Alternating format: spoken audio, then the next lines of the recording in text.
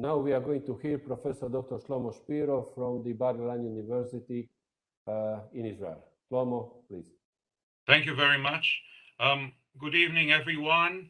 I'm very happy to see so many people from so many different countries joining us in today's conference on intelligence and the war in the Ukraine. The conference this evening is a joint cooperation by the Europa Institute at Bar-Ilan University, the Institute for Hybrid Warfare in Zagreb, the Konrad Adenauer Foundation, and the International Intelligence History Association. We came together in order to discuss, as far as I know, for the first time, various intelligence aspects relating to the war in the Ukraine. The Russian invasion of the Ukraine is without doubt the greatest challenge to European security since World War II. It is a strategic and a political surprise. We will be talking also about the element of intelligence early warning and surprise about this crisis. And the West in this crisis stands united. The West stands united and firm. This is not what President Putin expected. He certainly remembered the differences of opinion in the West about the war in Iraq. Perhaps he thought that the West would be split, and he could obviously make use of this split. The West now stands united, firm in this conflict. The war has been going on for almost 1.5 months. It is important to begin examining the intelligence aspects of this war. And this is what we are going to do today. We have many questions. We should ask the right questions. We don't have all the answers, but today may be the start of answering and addressing some of these questions. And I would like to go over to Holger Heibach of the Adenauer Foundation for the opening words. Holger, please. Thank you, Shlomo. Dear Gordon, dear participants, on behalf of the Konrad Adenauer Stiftung, I would like to say that we are very pleased to be part of this international conference with participants of more than 30 countries, not only in Europe, but all over the world. I think if one lesson there is to be learned from the war in Ukraine is that nothing that seemed to be secure and safe is God-given. This war, this aggression by Russia has come as a surprise to many, although people who have been active in the security field have always warned that something like this might happen, and then we should better prepare for it. Now, the good news is obviously that, as Shlomo had said, the Russian aggression has come to a standstill, and it's worthwhile looking at the question, why? Why did it come to a standstill? Because theoretically and technically, the Russian army should be able to invade Ukraine. And I think intelligence and counterintelligence plays a very big role in that. It is worthwhile discussing the questions that might come up during this conference, although, as Professor Shpiro has said, we might not know all the answers by now. But for me, as a historian, there is an interesting parallel to what is happening at this very moment. I think back at the time in 1939, when an overwhelmingly strong Soviet Union army tried to invade small Finland and wasn't able to do so. And there were certain reasons that had to do with defects in not only in the intelligence system in the Soviet Union, but also in equipment. The question if they had the right leaders in the army, all these things, I think, play also a role nowadays. And I would also like to reiterate that it is very important that the West stays united and stays together, because in my mind, all this could only have been possible because Putin got the idea that we might let him get away with it. I would just like to quote the example of Georgia and the Crimea, where he sort of got his will, and perhaps he thought he might get it again. And that we didn't let him get away again is a strong testament, first of all, to the fighting will of the Ukrainian people, but also of the West finally realizing that there is a common threat and that common threat has to be addressed, especially by questions like intelligence, counterintelligence, and how to address questions like hybrid warfare, which become more and more important in a world that is more and more digitalized. And since this is a special forte of Dr. Gordon Arkham from the Hybrid Warfare Research Institute, I would like to hand to you to give us a short introduction to the subject and also give us some technical advice on how to run this conference with so many participants. Gordon, please. Thank you, Holger. Thank you, Shlomo, for the idea, and thanks to all of you who join us at this conference. And this is not the first time, and this is not the last time that we are going to collect and connect so many interesting, smart, educated people who knows quite a lot. As Shlomo said, we have a lot of questions, but we are on the way to try to find the answers that are going to be sustainable, that are going to give us sustainable knowledge for the future. But as we said in the beginning, I'm going to give you few technical notes. So thank you for your interest. And with those technical details, we are going to stick to this conference. Everyone who joins the conference is automatically put in mute mode. When we are going to announce the next presenter, the admin will send him a request to turn on the microphone and start the lecture. It's not going to be possible to do it before. We plan to hold all presentations firstly, not longer than 50 minutes. For those presentations, we are going to start Q&A session. Given that there are a large number of people involved today in the conference, and to avoid possible situations, such as failing to have a proper order of those of you who would like to raise the questions, anyone who wants to ask a question or give a comment, please use the chat system. I'm going to be here and I will connect it.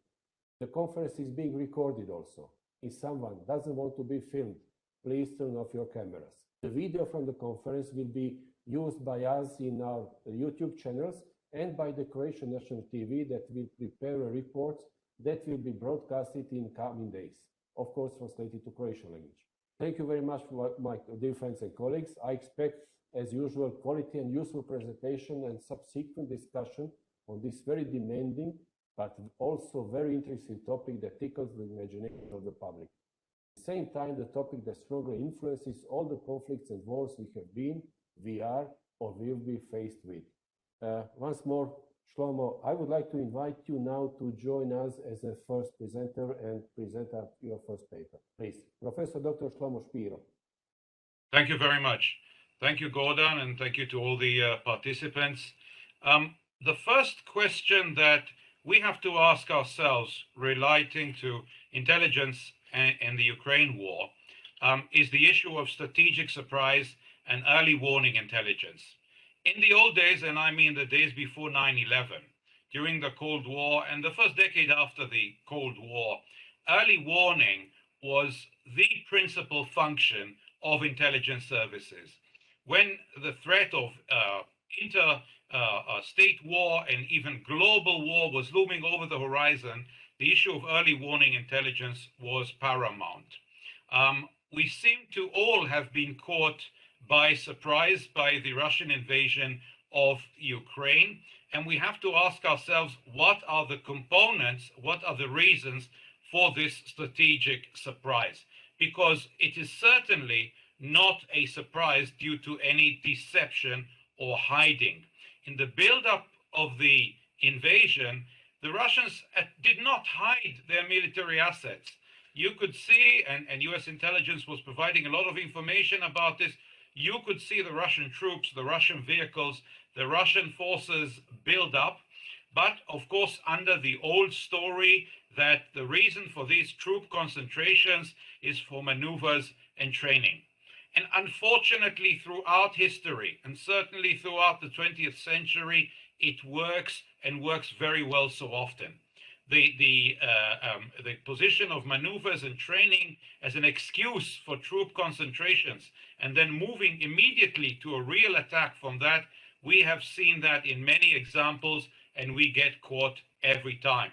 Just a few examples that come to my mind: the Blitzkrieg, the German Blitzkrieg on France and Belgium in May 1940, Operation Barbarossa in June 1941, the invasion of the Soviet Union, the invasion of Czechoslovakia in August 1968, and of course here in Israel, the October 1973 Yom Kippur War. In all these cases, the troop concentrations on the borders were apparent, were easy to be seen and to be spotted.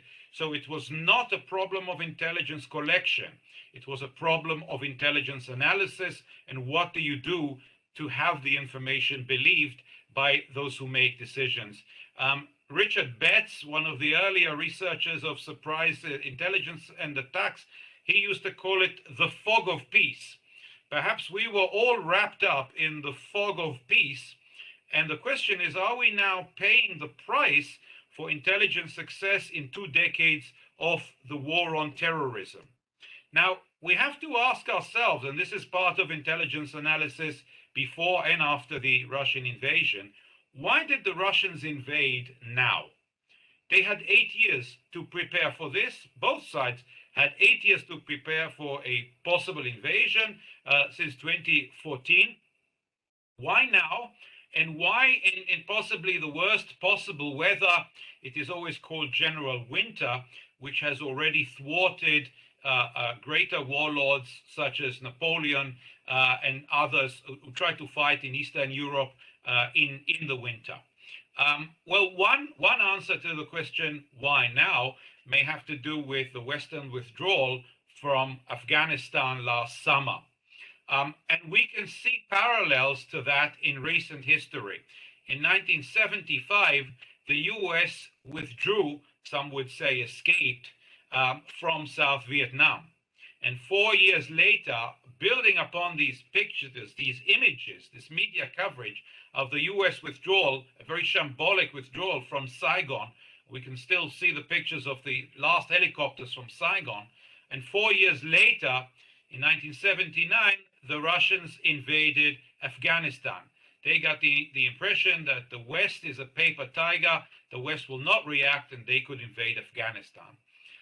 It is an inseparable conclusion that the 2021 US withdrawal from Kabul, with the same images, helicopters leaving from the roof of the embassy, perhaps made President Putin make the same mistake and think, well, the West is just a paper tiger and we can invade Ukraine half a year later. In conflict, again and again, we see the power of media and the power of images in creating the vision or the view of the enemy. And also a problem that a lot of intelligence analysis nowadays, since the end of the Cold War, went back to be local and not global. I have yet to see an intelligence analysis which said that because of the Western withdrawal from Afghanistan, the front in the Ukraine is at risk. We have to go back to global intelligence analysis. This is one of the early lessons in terms of intelligence from the war. Another intelligence problem, which we have seen before, and which came to the forefront at the outbreak of the Ukraine war, is that decisions made by single leaders are very difficult for intelligence services to forecast. If we take examples such as Khrushchev in the 1962 missiles crisis, or President Sadat in the 1973 attack on Israel, and President Putin now, these decisions are not taken by large committees or large frameworks, but are taken by individual totalitarian leaders at the very last minute. From analysis of the Yom Kippur War, we know that Sadat, President Sadat of Egypt, made the decision to go to war probably less than 48 hours before it started. And so all the great intelligence collection which focused on the field and on various sources couldn't pick this decision up because it wasn't yet made. That is one of the reasons why all of us were surprised when the Russians invaded Ukraine. The Ukrainian army was there and we could estimate its capabilities, but we found it very difficult subjectively to believe that this decision will actually be taken. And that brings us to another core element in the study of intelligence, which is capabilities intelligence versus intentions intelligence.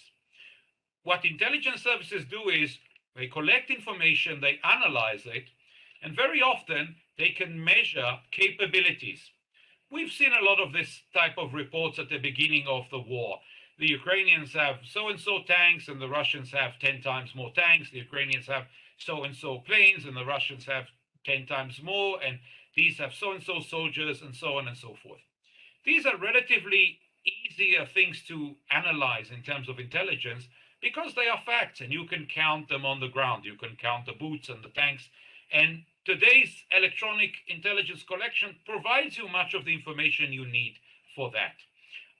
The other side of intelligence analysis, one side is capabilities, which is accountable. The other side is intentions analysis. What do people want to do, want to achieve, want to decide? When did they make the decision and how will that be implemented? Now, capabilities intelligence is very suited for technological collection. And you have, of course, spy satellites and planes and the electronic systems and cyber systems and so on and so forth. And you can collect the facts, the capabilities via technological means. Intelligence can mostly only be collected by human sources. You need access to people who know these leaders, who are close to the decision-making process, so close that they know how they think and can understand what and when decisions will be made. And unfortunately, my feeling is that in the global war on terror, which was fought successfully over the last 2 decades by Western intelligence services, a lot of the emphasis was placed on technology, and we a little bit lost the ability to conduct human intelligence operations.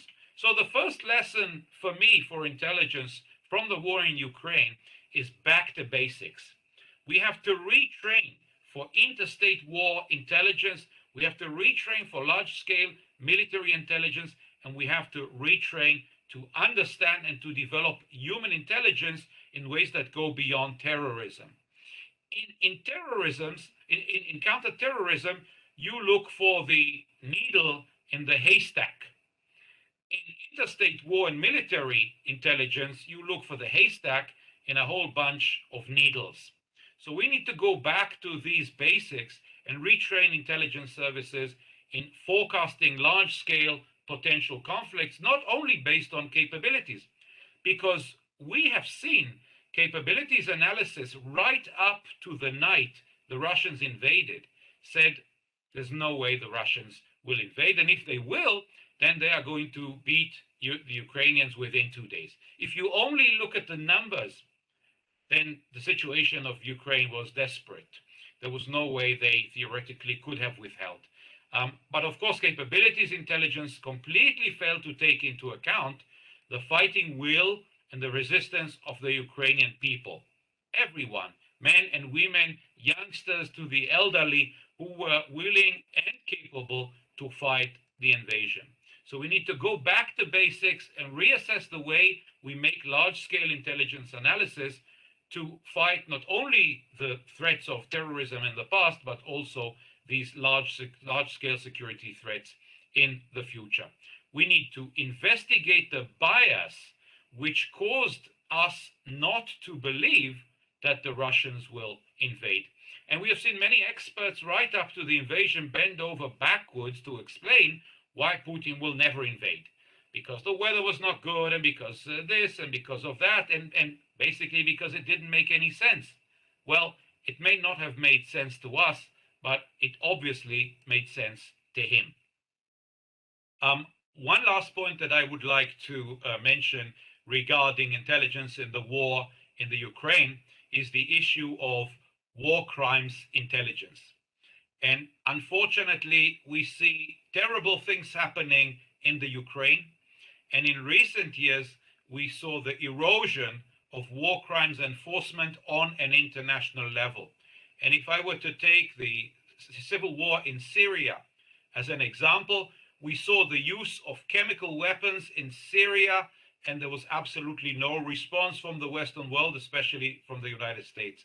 The use of chemical weapons, which was a taboo for decades in the world, went unpunished. And if this would happen again, if this were to happen in the Ukraine, we would understand why in Russian perception, they may be able to get away with it.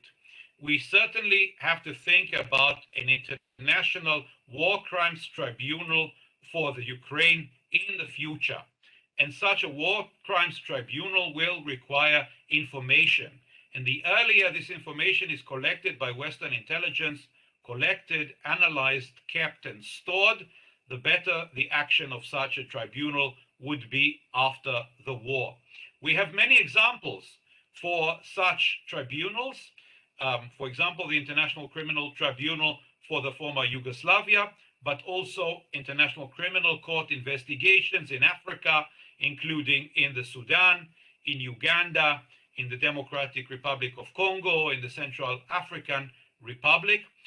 One of the main problems of these investigations is the lack of information. Sometimes it takes 10 or 15 years for justice to move in the proper direction after those actions are perpetrated. A lot of that is the lack of information. If you try to collect information years later, if you open graves a year later, if you identify information and people many years later, it's a lot more difficult than doing it on the spot. So one of the challenges for Western intelligence services now, and indeed it is not a directly security-related challenge, but it is for not only for this conflict, but for the future conflicts, is to collect the appropriate type of information on potential war crimes. I would call it war crimes intelligence, and preserve and analyze that for any future measures that will be taken by the international community. Because the international community will not accept what is going on in the Ukraine. I think every sane person sees that wherever his position or her is on the map. And this is a big challenge for intelligence services. Even basic things such as satellite imagery, photography, reports from agents on the ground and so on, they have, of course, a direct security value, but also future value for war crimes investigations. I will come to the end of my talk trying to ask myself, what will be the next stages of this war? And intelligence does give us at least a few tools to try and analyze that. It seems that the lull in the fighting does not necessarily signal the end of the war, but rather that both sides are now rearming and building up reserves for a spring counterattack, probably in May when the weather is better. Until now, Ukrainian forces conducted strategic defense. They are now building up reserves in the west, may launch a big counterattack in May towards the summer. And why? Because the Russians did exactly the same in the Battle of Moscow in December 1941. When the Nazi armies, the Germans invaded the Soviet Union, the Russians conducted strategic defenses going back and back and back with great losses. But during the Battle of Moscow, German intelligence analysis was that the Russians do not have any more reserves. The Russians were actually able to mobilize 58 divisions, a huge force, and on the 5th of December 1941, completely reverse the pace of the war by launching a counterattack against the Germans, and the rest, as we know, is history. I would like, it's normally said at the end of a conference, but I would like to say a big thank you to all the organizers who are involved in putting together this conference at such a short notice, especially Professor Arkham and all the speakers, and of course the Adenauer Foundation as well, who are hosting us. And I would like to give the microphone back to you, Gordon. Okay, thank you very much. I just want to make a quick remark on what you've been saying, because I think it's very vital and important. For somebody who has been working in Africa, the whole question of war crimes is much more than just a question of, you know, giving the right answer to the people afterwards. War crimes are a means of war: rape, targeted killings of people, destroying whole neighborhoods and villages. What we also see now in the Ukraine actually is just exactly the same happening. So I think this is a very vital point. And that leads me to introduce Dr. Gordon Arkham, who has been doing research and looking into the field of intelligence, counterintelligence, and who might give us his ideas on where did we go wrong, what we did not see, but also what the Russians didn't see. So please, Gordon. Thank you, Shlomo. Thank you, Holger. I'm also very pleased to be here, especially with so many people on really, really very short notice, and I hope that this is going to be something that we are going to continue in future. Every conflict and war needs to be fully prepared before it is going to be initiated. One of the major roles in those preparations are the roles that intelligence and counterintelligence agencies have. In Ukraine, they went through the significant level of reforms and reorganization after the President Zelensky was elected, in order to be more efficient, more resilient, and more trustworthy. The Ukrainian intelligence community has several agencies, and I'm going to just mention a few of them. Security Service of Ukraine, or SBU, in Ukrainian as a counterintelligence service, Defense Intelligence of the Ministry of Defense, or GUR in Ukrainian, and Foreign Intelligence Service like SDRU in Ukrainian, or FISU in English, with significant intelligence abilities. They are, in general, responsible for collecting, integrating data information and disseminating their intelligence of different level of importance to decision makers in Ukraine. And they are also responsible to protect their own data and information, just as intelligence and knowledge created from the threat to being stolen, changed, or manipulated in unwanted way and to be misused by an adversary. Coordination of the intelligence community is done by the National Security and Defense Council, presided by the President of Ukraine. Ukraine intensified the work on its intelligence community abilities in the last few years. They changed the law and went through transformation and increasing of their activities. One of the main challenges to every state and society is that if they want to be successful in facing with probable aggression, they need to evolve and develop their intelligence, but also a counterintelligence capability. Counterintelligence is not just to identify and arrest spies. It is much more than that and more complex in modern conflicts and war. Counterintelligence activities needs to be planned and conducted in a various but significantly interconnected and mutual dependent domains: human cognitive, information communication, and cyber technical. We witnessed in January and February this year that Ukrainian counterintelligence activities cyber domain were significantly developed. Several very intensive, different by modus operandi, and sophisticated attacks conducted by actors from Russia did not cause any significant damage to Ukrainian several critical infrastructures that were target of those cyber attacks. Second thing is that we can see that despite the fact that Russian military has a strong SIGINT and electronic warfare abilities, Ukraine still controls its cyber, information, and communication domain.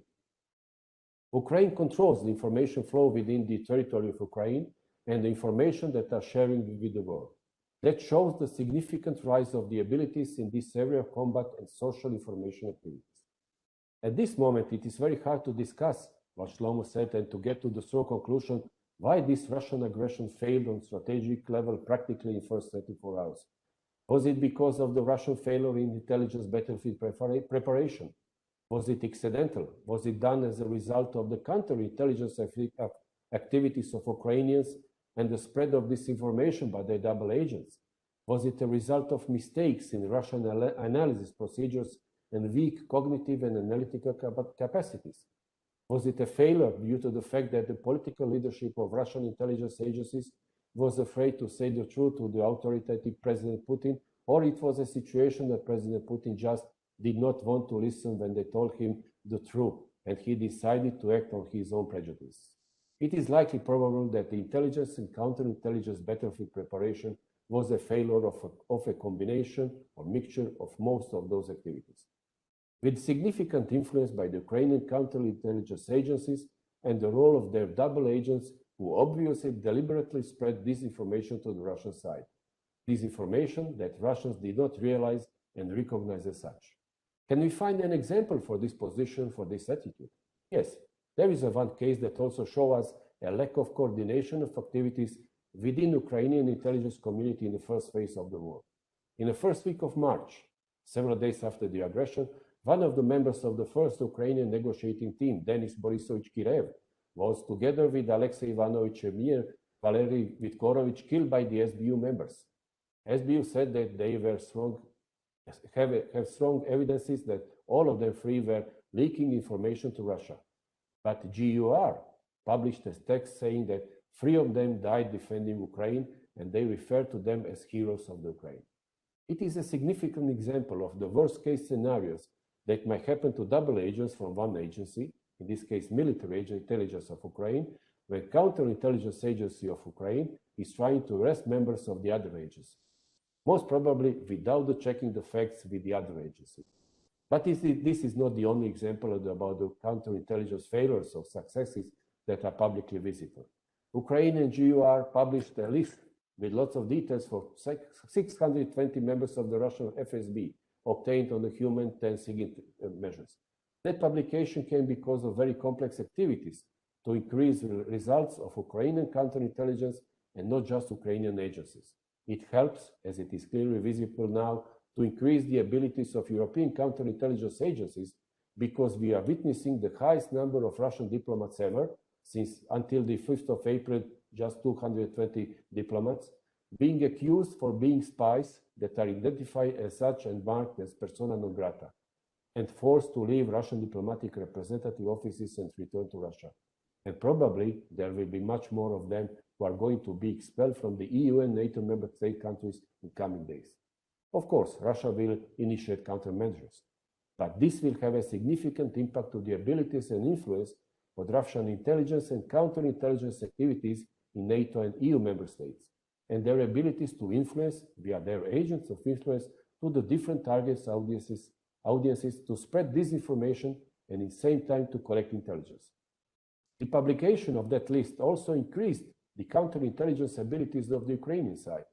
On April 1st, President Zelensky announced that the two generals from the SBU, Naumov Olekovich, the former chief of the main department of internal security of SBU, and Krivorchukov Sergei Alexandrovich, who was a former head of the SBU office in the Kherson region, are traitors and anti-heroes. He stripped them ranks of the generals. But it looks that the lack of intelligence and counterintelligence abilities will take the price also in some NATO EU member states. A week ago, director of the French military intelligence stepped down from his position. Probably France is not the only state that is trying to identify why their agencies were not able to give an adequate intelligence from intelligence and counterintelligence side of the intelligence community to predict Russian aggression on Ukraine. President Macron was brought into the situation, not once, it was 2 times, that he laid his confidence in the President Putin words while Putin at the same time was planning the invasion of Ukraine. For the conclusion, it looks like that Russia overestimated its capabilities and underestimated Ukrainian abilities. When I say abilities, I mean all of the abilities that are coming from the spectrum of collective defense and deterrence: human, intellectual, motivation, military, technology, information, cyber, national pride and identification with national values, beliefs and principles, and intelligence and counterintelligence failure also on the Russian side, and probably successful on the side of the Ukrainians. This aggression is offering us a very important message that we need to learn. No one can win any conflict and war in future alone. With the help of their friends and partners, Ukraine developed its own capabilities, in this case counterintelligence, in almost all of the domains that are necessary to be done in order to win the conflict and war in the end. Yes, it is true that Russia still controls part of Ukraine, but this was expected to be done in the first phases of the war. In the time that is in front of us, we will be probably witnessing of the intensification of the war activities in the east part of Ukraine and southern, increasing the battle efforts in the counterintelligence and intelligence domain to stop the aggression and prepare conditions for successful diplomatic solution. We in Croatia went through those processes during our homeland war for independence. Those activities are going to be very challenging for all of the societies that needs to keep unity and to continue to develop their intelligence and counterintelligence capabilities and to establish a relation of mutual understanding and trust within its nation, and what is also important, with the respectful international community of counterintelligence and intelligence agencies. That will be, for the beginning, everything from me. Now I would like to invite our next speaker, Dr. Yakov Falko from the Tel Aviv University.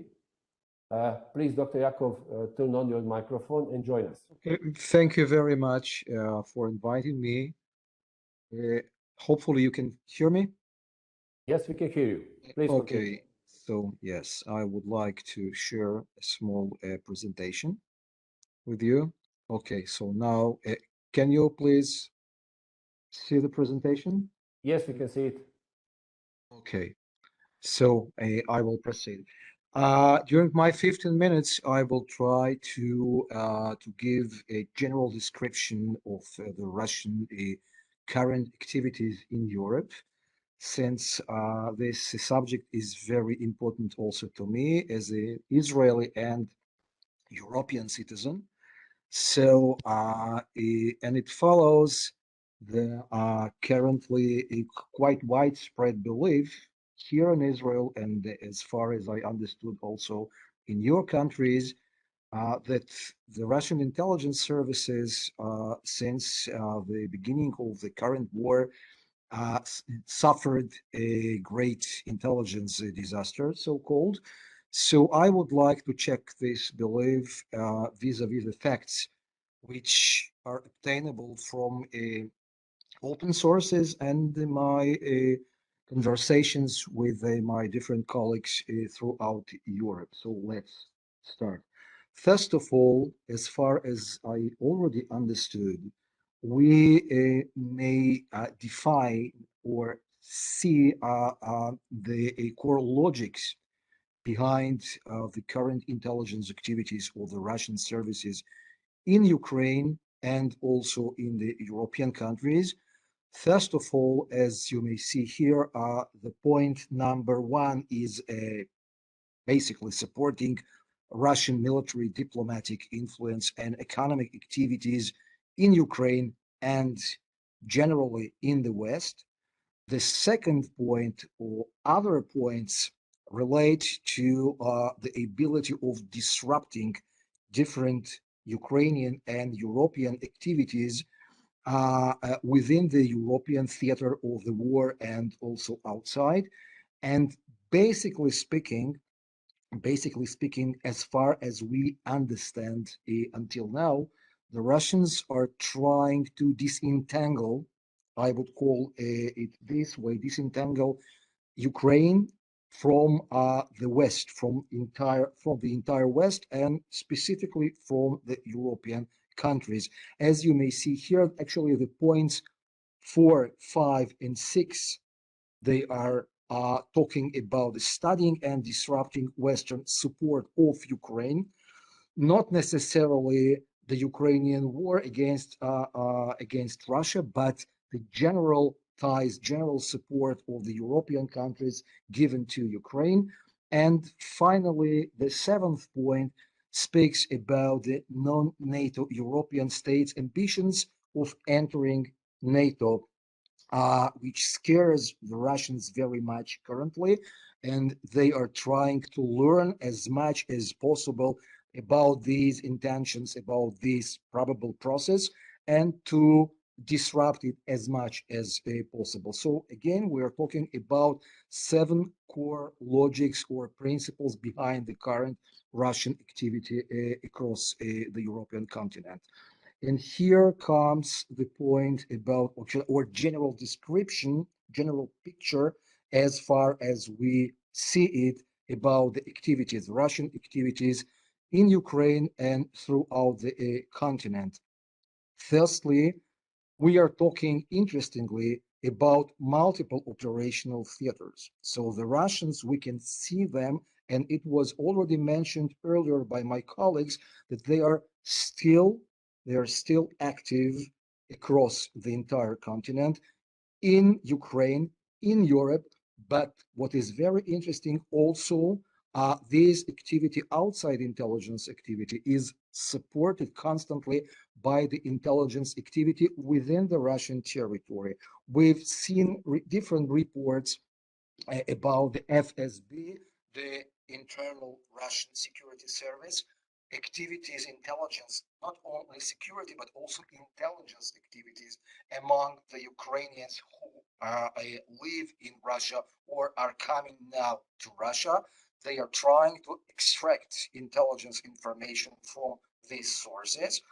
We are talking also, as far as we can understand, about the multiple and frequently entangled collection tools they are using, human, as you can see here, classical spies, and also recruited by the so-called residencies abroad, but also spies, the so-called illegals, who are trying to pose themselves as foreigners. We've seen them trying, at least one of them caught by the Polish authorities about a month ago, who was trying to enter Ukraine from Poland and was posing himself as a Spanish journalist, which is very interesting, despite the fact that he was actually a Russian citizen. We are talking about SIGINT, vision performed by different tools, for example, by UAVs, who are flying not only over Ukraine, but also sometimes they are entering other European countries. We are talking about very active, very widespread cyber intelligence, and also the so-called social media intelligence performed mainly within the Ukrainian theater of the war, but also outside. One of the very interesting, remarkable, I would call, operations was discovered in Germany a couple of weeks ago by the BKA or BKA, the local police, who reported about the attempt, quite successful attempt by the Russians to collect information from the local speed cameras across Germany in order to be able to collect information about the shipments through the German territory from Europe and also from Germany to Ukraine. There are also alleged claims about alleged preparation for sabotage actions in Europe, not only in Ukraine, but also, for example, in Germany, but by at least one GRU military intelligence group or team, which was caught allegedly again by the Ukrainians a couple or 3 weeks ago. And this group allegedly possessed a list of strategic objects on the German soil, which brings us to the possibility of preparing a kind of at least collection operation about those objects, but also probably, possibly an attempt to hit these installations when the proper time comes. Again, we are talking about the very high visibility of the GRU. Most of the operations reported until now by different open sources across Europe belong to the GRU. But we've seen also the operations performed by the SVR, and from time to time, also the activity of the FSB, already mentioned, Internal Security Service, was mentioned, mainly, of course, by its fifth directorate, but also by other entities. And I would like also to mention here in this connection the lack of open information about the Russian airborne, space, and maritime intelligence collection, which is very interesting.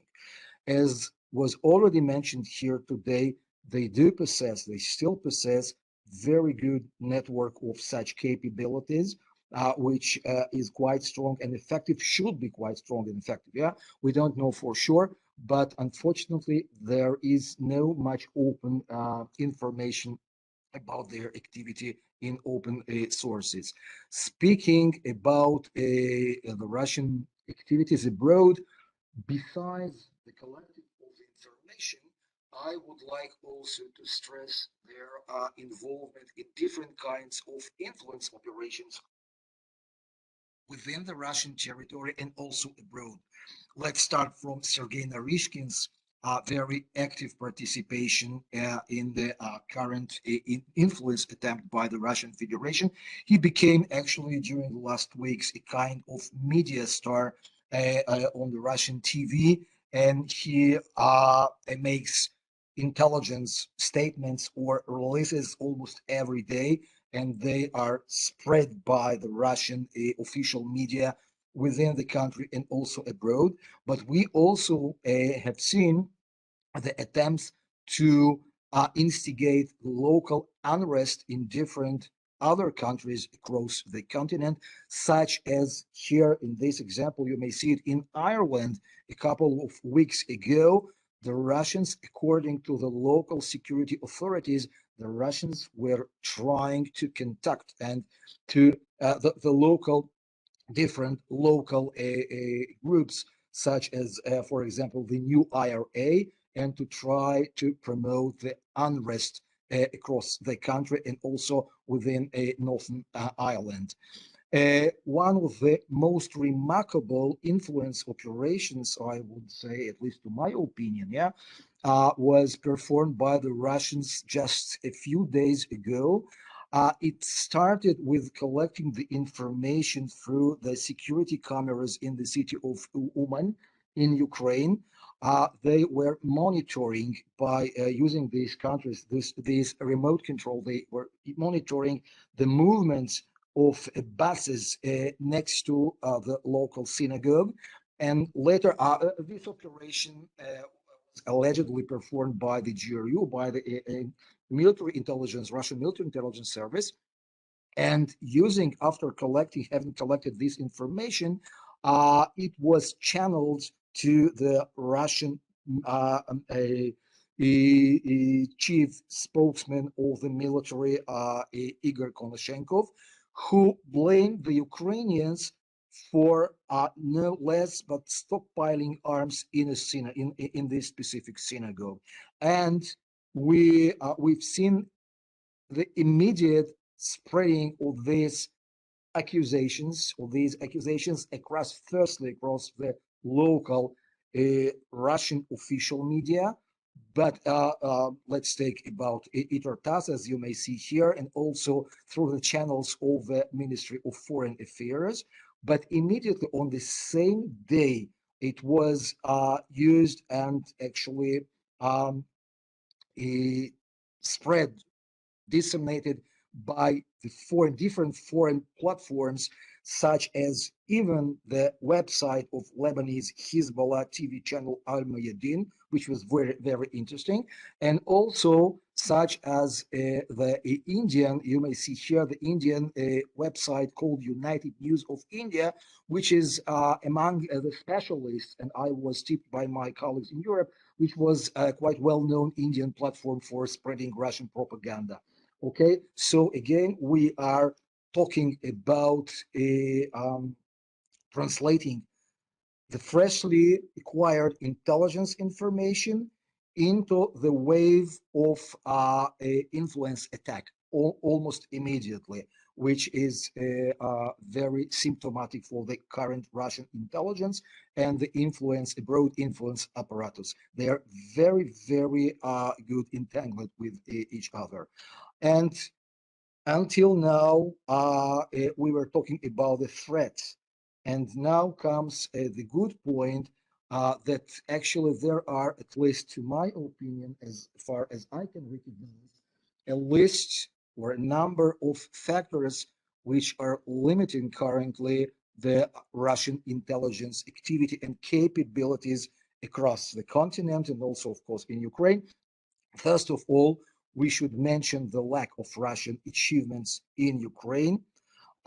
People like the success stories, not the losers. And the Russians, they are having now very hard time in selling themselves to the international community, but also to the potential spies. Okay, the Western sanctions, economic sanctions, technological sanctions, they are hitting very hard, not only the entire Russian population, the Russian economy, but they are very likely to hit also the very core of the Russian intelligence community, since we know for sure that during the last 2 or even 3 decades, they were acquiring a lot of foreign technologies to be used in their intelligence collection.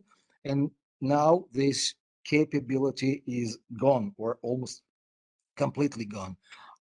Western CI, counterintelligence and psychological operations, which were already mentioned here, okay, they're hitting hard the Russians. We were talking about the expulsions of multiple expulsions of dozens of Russian diplomats, including the intelligence officer, as you may see here on the left side of the slide, from different places all over the European continent and not only from there. So they are, again, they're experiencing very hard time for their intelligence efforts. And of course, again, the Western public outrage about the events and the last disclosures in Ukraine, it is much harder today than even before 1 month to try to recruit people in Europe. Okay, people basically do not support now the Russians. To be a Russian recruiter now isn't a very good job. So I would like to conclude speaking about the Russian intelligence current ultimate goals in the field of foreign intelligence. They are trying to allow their state, their military leadership, to show a kind of strategic achievement in Ukraine and elsewhere, and to prevent additional or annihilating the existing Western anti-Russian sanctions. Two things, again, the strategic achievement and annihilation, or at least diminishing the anti-Russian sanctions. The second point, which to my opinion is very important, as we have seen, they are still working hard. They are still breathing. They are still running their agents in the field. So they are possibly, and most likely they are shaken, generally shaken, but they are still far from being devastated. Okay, they still have, at least in some places, their residences untouched by the local authorities. And the second point is about their probable attempt or possible attempt to use those places which are still untouched by the local CI authorities in different places like some Balkan states and Southeast Europe, in Turkey, for example, and even here in Israel. We are not expelling them, at least not now, from our country. So they are very likely to try and to use these so-called safe havens for promoting their activity, for restoring their activity across the continent.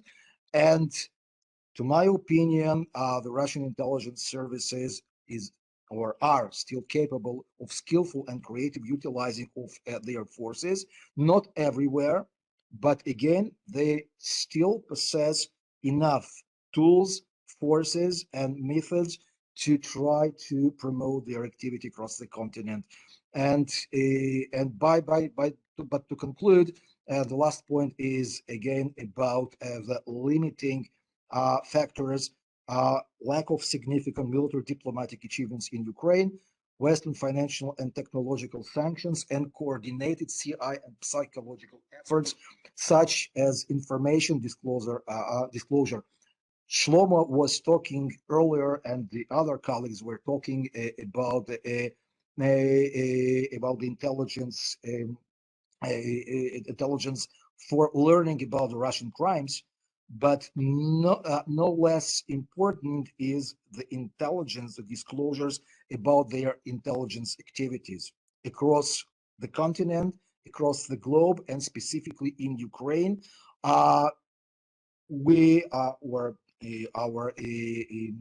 Let's say, security services must do as much as possible, not only to learn silently about these activities, but also to disclose them.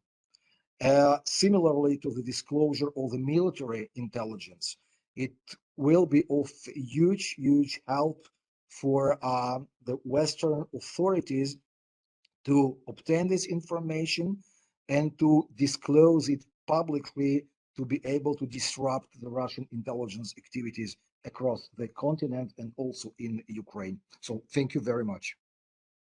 Thank you very much, Professor Falco, for this really deep inside view to the capabilities and abilities of the Russian intelligence system and structure and agencies, and what are they doing and what they might have done in the future. We already have a few questions, and I'm going to raise them later. Now I would like to invite my dear colleague from Belgrade, from Professor Darko Trifunovic from the Institute for National and International Security. Darko, please, floor is yours. Can we Professor Falco, would you like to be kind to stop the sharing of your presentation? Yes, thank you. Already stopped. Thank you. Thank you so Darko, much. floor is Gordon. yours. Thank you Professor so much. Darko Trifunovic from Belgrade. Gordon, thank you so much for organizing this wonderful conference. Again, hello to everyone from Belgrade. I would like to thank, of course, Konrad Adenauer Stiftung to support the conference and the Professor Sloman Shapira as a co-chair of this conference, definitely. I have to say from the beginning, Serbia is one of the biggest victims of the Russian hybrid warfare. We have more than 140 blogs, portals, different kind of medias, even state-run medias in the Russian intelligence operation, newspapers like Večernje Novosti, which was traditionally government one, it is almost privatized, and it is like a board of the Sputnik and the board of the Russian Kremlin propaganda. So I will come back later on, and I fully support Professor Falkov's estimation that all these territories in Europe, and also out of Europe, like Israel, and every places that they are not integrated or that there are good common ground for the Russian intelligence, they are now looking for opportunity to bring a faraway focus from Ukraine to different places, provoking confrontation worldwide. So just I would like to give you some picture, and we shall go back to 2008 and the starting of Olympic Games in China. And Russians use this opportunity, and I'm sure our Chinese colleagues will never forgive them twice now. And we are talking, most of our colleagues, particularly in Serbia, they are talking about good Russian-Chinese relation. I have to assure you that it is not like that. You can see that China is very abstention in this kind of conflict, Ukrainian-Russian conflict, and the Chinese, their memory is like a mammoth memory. So it is the second time that Russia misused time of Olympic Games and to create chaos in the world and covering, of course, aggression. It's happened twice, 2008 and now 2022. So this is a huge argument to present our Chinese colleagues how Russian influence and what they are doing that it is very malignant. So what is actually Russian intelligence estimation prior to this conflict? They assume, and they are wrongly assume, that European Union is about to collapse. Their information from different sources is that European Union is like in little chaos because of Hungary, because of Germany, and because of the, of course, Russian energy policy. As we all know, that they are not just exporting energy, they are also exporting political influence.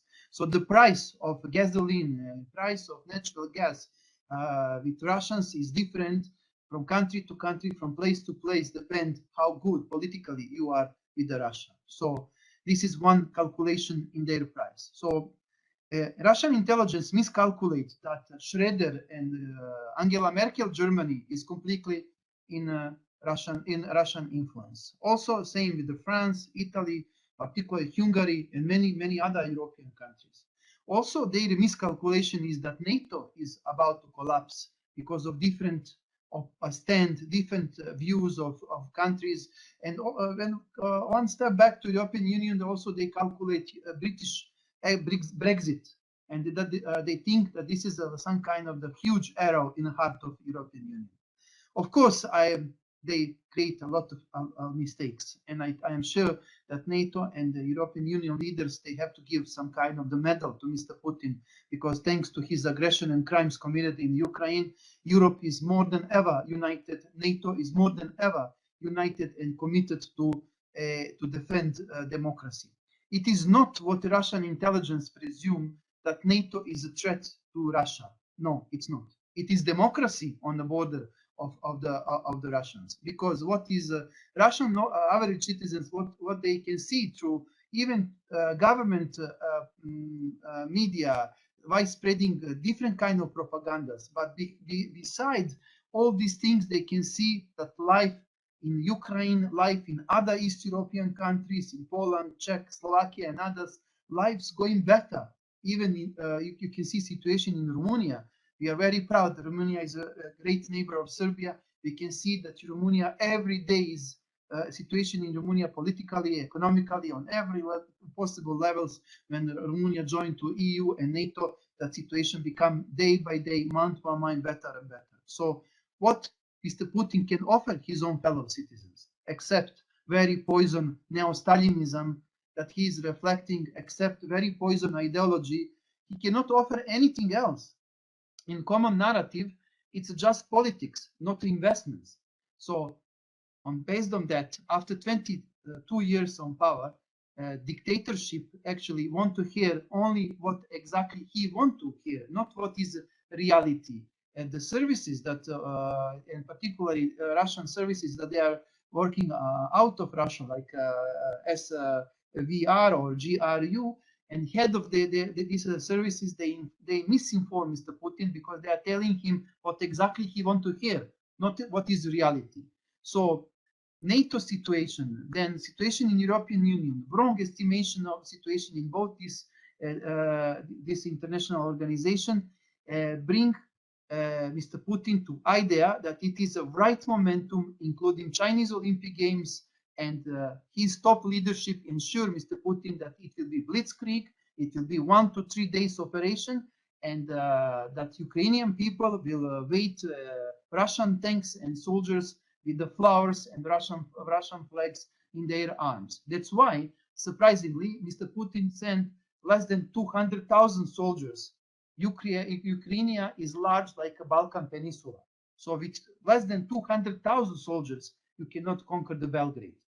A country with more than 40 million citizens and opinion that you will come with less than 200,000 soldiers and with the tanks on the border and beliefs that Ukrainians will just surrender to Mr. Putin tanks, I think that was a very wrong estimation.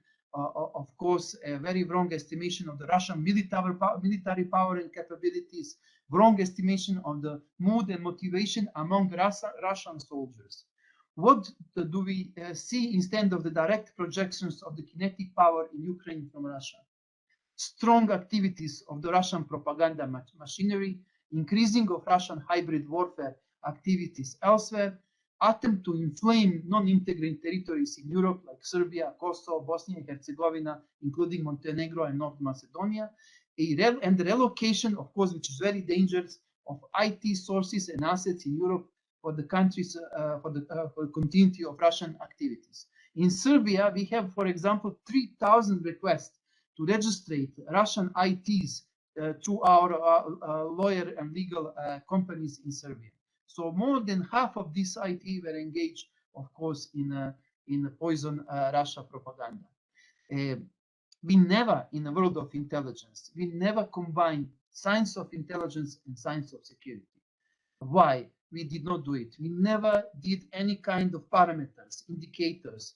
We don't have any serious studies in Europe which show and explicitly guide us what is and how look like Russian hybrid warfare on one territory. We don't have indicators to say how to combat back and what will be our answer on that. We don't know when Russian propaganda arise in Europe. We don't know who are they. We don't know the actors. From time to time, we heard few Russian diplomats is expelled there. Few Russian GRU agencies expelled from different countries. And as you know, Serbia is one of the I think few countries in Europe that also expel a Russian lieutenant colonel from the Serbia. So what I can tell you intelligently out of Serbia, why I said from the beginning that Serbia is a great victim. I will repeat once again, we have more than 140 portals, TV stations, that they are widespreading Sputnik, RIA Novosti, and other poisoned disinformations in Serbia. 4 major things the Serbian government did. Number one, Serbian government did not give diplomatic status to Russian so-called Center for Humanitarian Activities. If you ask me, Center of Russian espionage in our southern city of Niš. Secondly, Serbian government record 2 Russian spies, Shishmakov and Popov, how they want to convince Mr. Sinjelic to assassinate Mr. Đukanović, president of Montenegro.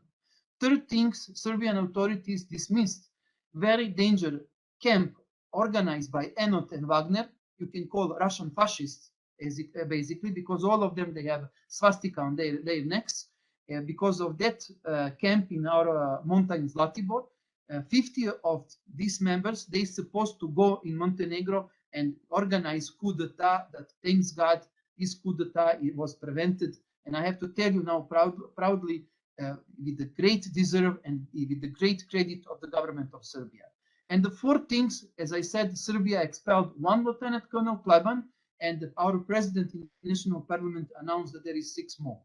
So all these things results before 2 years ago, big riots and demonstration organized by so-called unsatisfied groups with the government measure for the COVID-19, but it was wrong.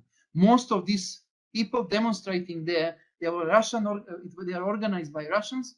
We find out few GRU officers among them, and they try to overthrow our government on the street. Russia intelligence organized coup d'etat from the Serbia using some Serbian citizens in Northern Macedonia. There was attempt to assassinate Mr. Zaev. I can tell you, I was a part of country story, and that's why I have very good relation with Mr. Zaev, a personal relation. Territory of Serbia was misused by Russian intelligence for the coup d'etat in Montenegro. So our government now struggling how to confront. And we are seeing how Russian intelligence actually are, how they are operating, and we can see also their modus operandi in Ukraine. But once again, we have to make case studies what is the main parameters, and on one territory, what is the elements that we can conclude that this territory or this state is under the huge influence or attentions of the Russian intelligence. So I have a few bullets here. I will just read this kind of the parameter is, I identified 10 parameters. First parameter is presence of Russian media and widespreading of Russian fake news and propaganda.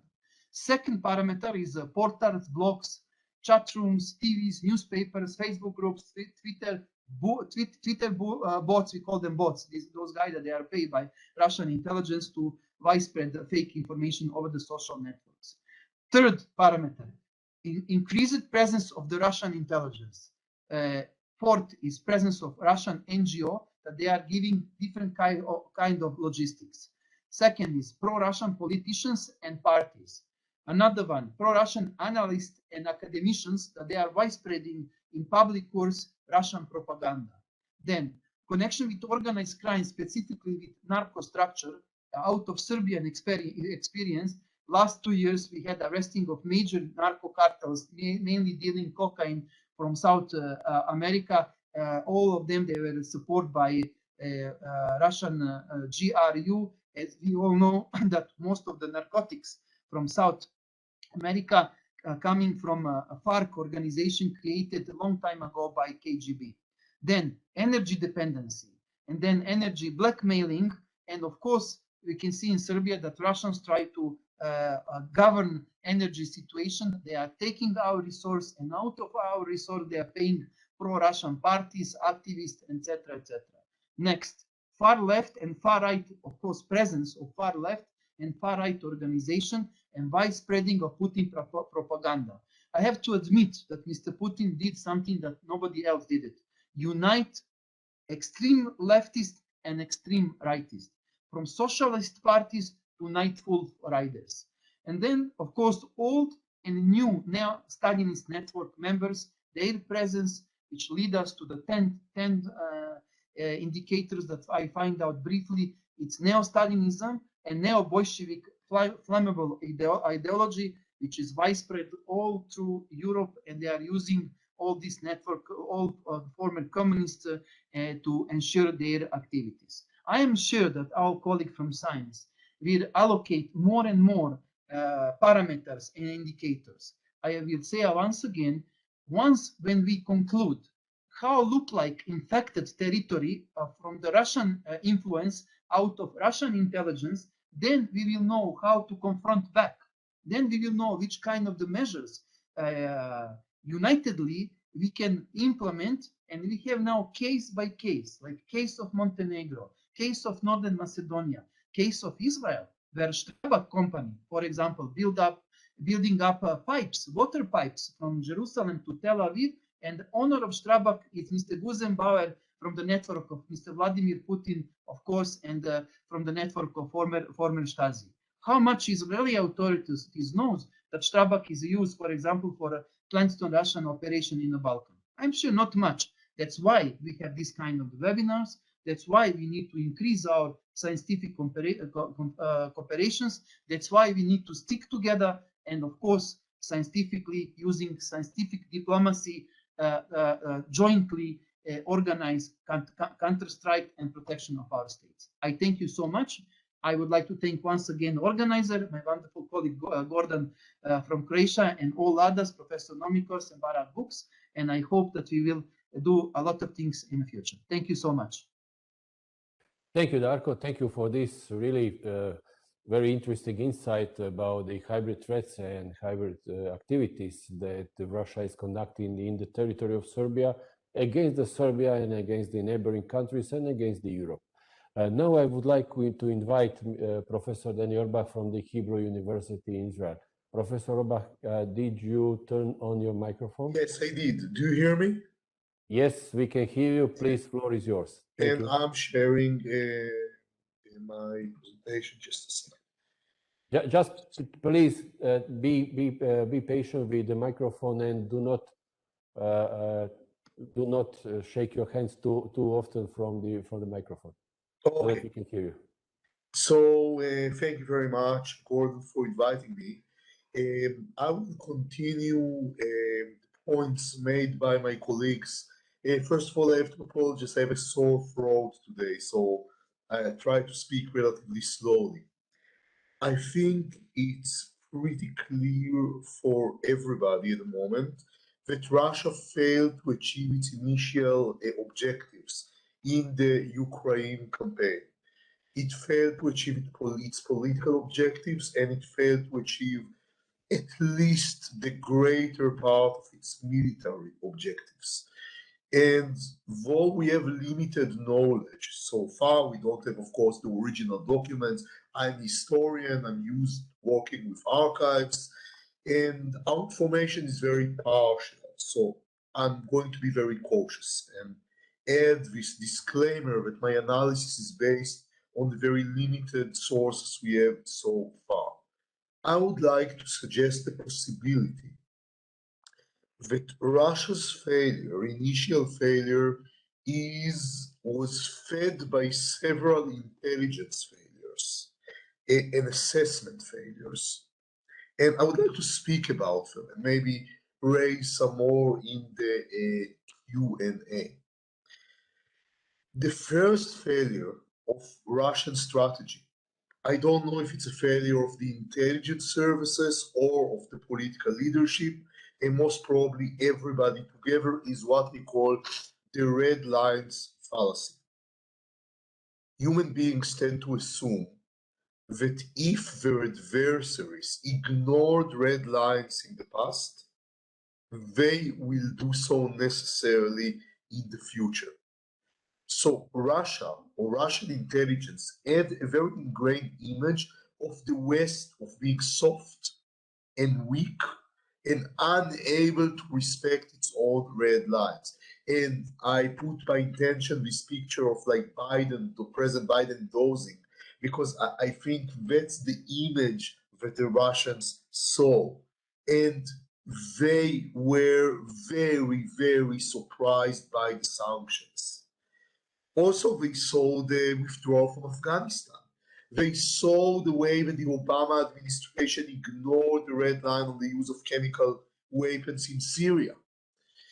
They saw Germany greatly dependent on Russian gas, and they expected sanctions, but they didn't expect such devastating sanctions.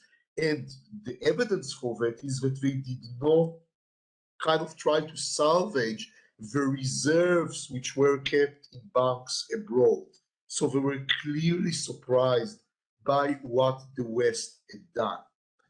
And this fallacy, this red lines fallacy, is because human beings tend to ignore prioritization, priorities, the priorities of our adversaries. So if I did not respect a red line in the past, it doesn't necessarily mean I'm weak. It means the previous red line had a lower priority than the current red line. Syria had lower priority than Ukraine. Afghanistan had lower priority than Ukraine. And the reason for that is, in my opinion, that war in the middle of Europe, full-scale war, not a local conflict, reminded too many Europeans of the Second World War and heralded a breakdown of the post-war order, which for most Europeans is what their prosperity and security is based upon. And when the Russians disturbed it in such a way, Ukraine became a very high priority, which it was not in the past.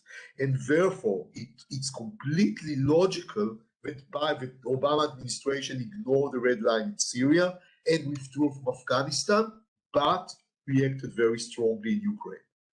And I think the Russians could not predict that Ukraine will raise in importance so much.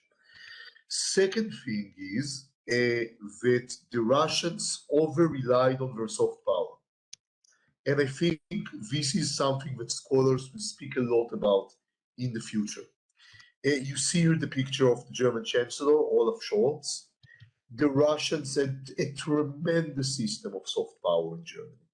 Economic power based on, of course, on energy considerations, propaganda, and very, very strong connections with politicians. Economic connections, we don't have to speak here about the connections of Gerhard Schröder, former chancellor, and Gazprom, and political connections with opponents of the status quo in Europe, like Marine, the French Marine Le Pen, and other politicians from the radical left and the radical right. The amazing thing to see that all of the soft power, both economic and political, virtually collapsed in 1 or 2 days. And that was astounding. Many politicians which were allied with Russia before retreated or took a step back. It was very, very hard to justify Russia in Europe after the war began. It doesn't mean that Russia doesn't have agents of influence in Europe. It does. But they had weakened considerably. So Russia could not build on the system of soft power to limit the sanctions. And the evidence for that is that the governmental sanctions were accompanied by private sanctions. Private companies sanctioning Russia, withdrawing from Russia, taking back their investments. And these private sanctions by big companies tended to be as harmful to Russia as the governmental sanctions. Soft power should prevent just that. Private sanctions, popular sanctions. And the Russian system of soft power failed completely in that mission. And I think that many of us as scholars had overestimated the importance of soft power. And this war actually demonstrates it in a very interesting way. Then Russia underestimated the Ukrainian army.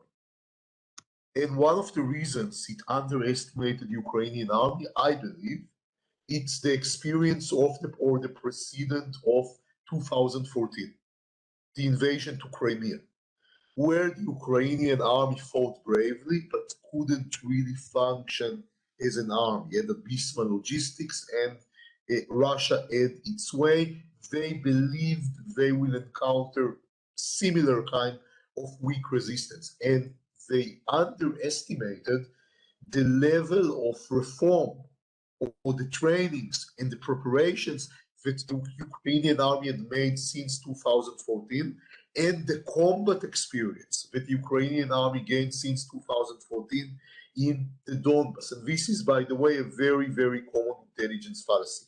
People and intelligence leaders and policymakers tend to be fixated on precedents. What happened before, if it looked similar, may happen in the future as well.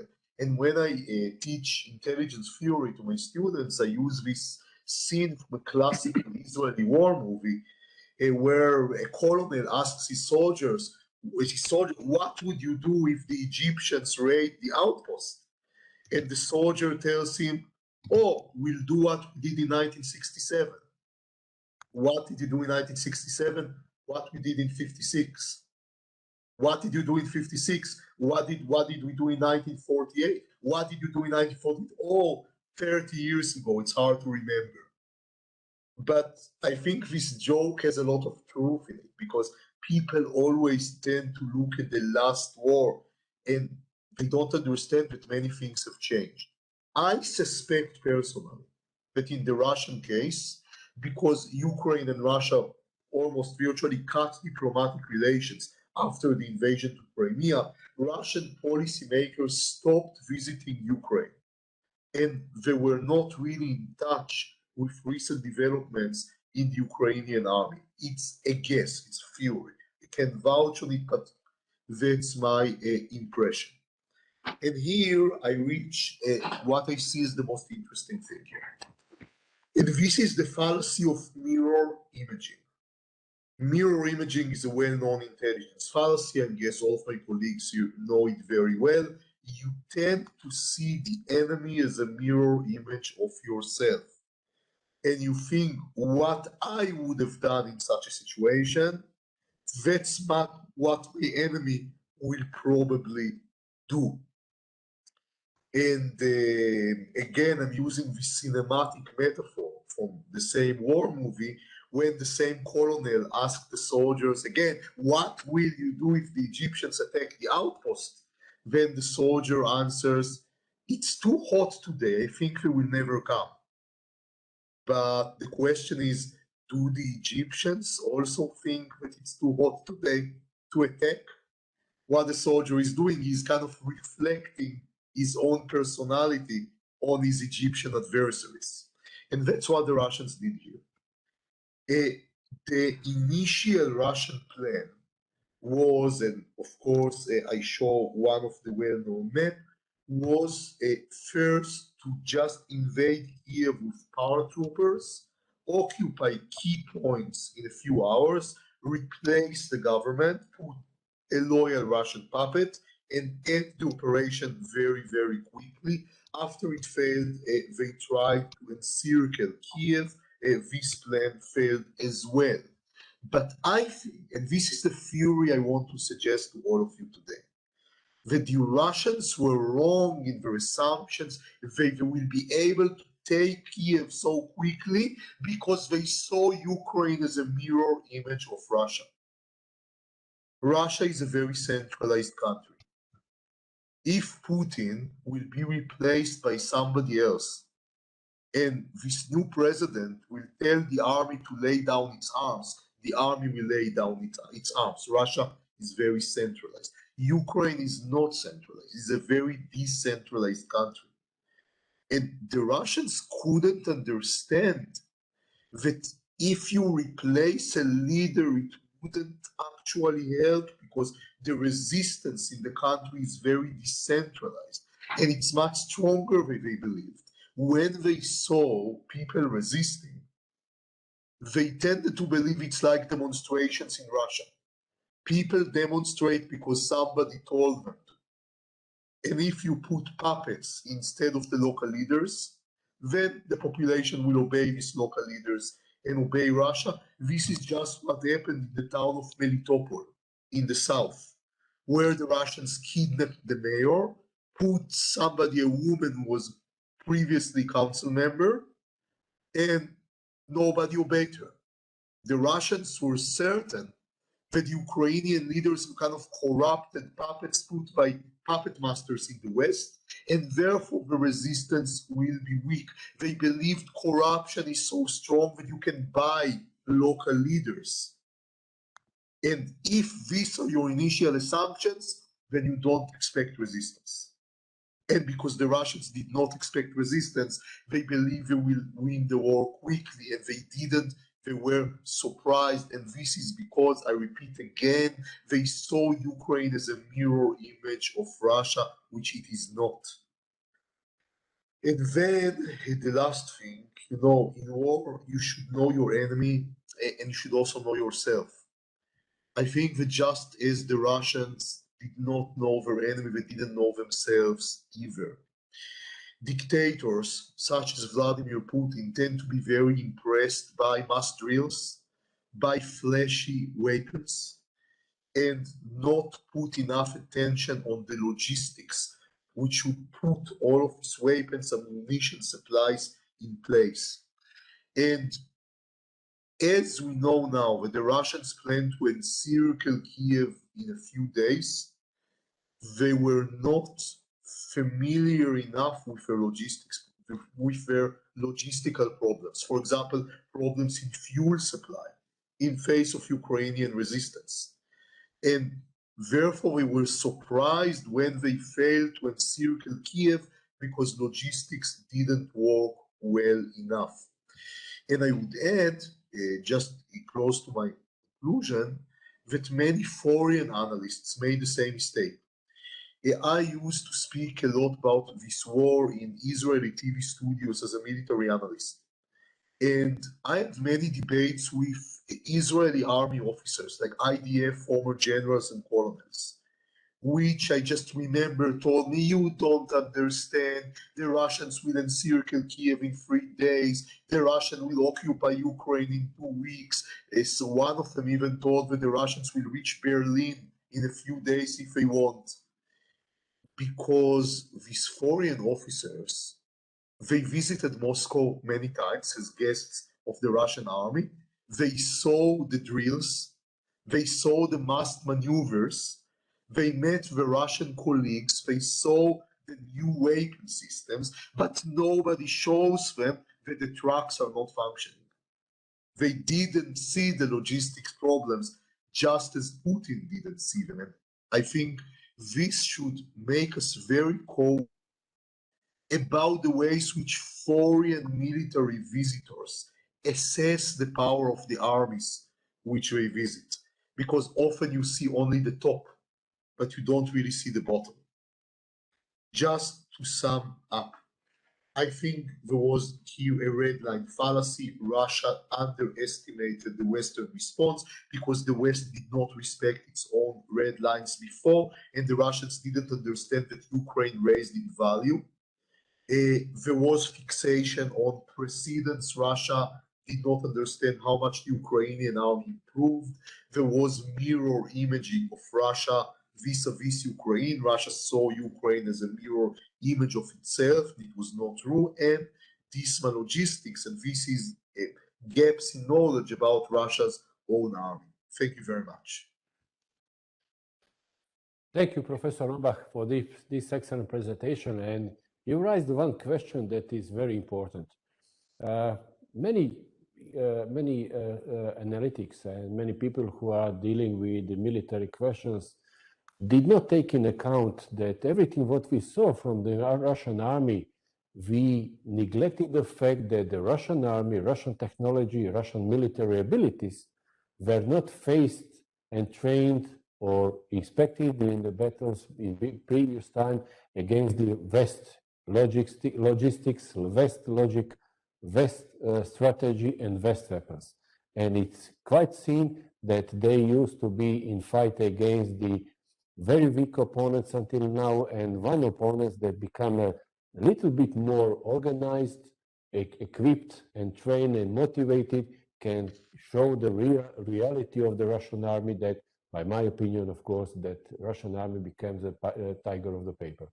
Now I would like to invite Professor Przemysław Gasztol from the War Studies University and Institute for Public Remembrance from Poland, because we know that Poland has a very, very bad experience by the influence and activities of the Russian army from in the last 50, 60 years in the last century, and we are very keen to hear what Professor Przemysław would like to tell us. Przemysław, the floor is yours, please.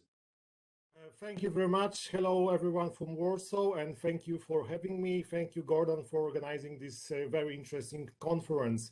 So during our session, we touched on many topics which link the art of intelligence with war in Ukraine. So I decided to focus only on several of them, which seems to be of utmost importance. So strategic warning, Russian flaws, SIGINT, HUMINT, and OSINT, and finally the challenges for Poland.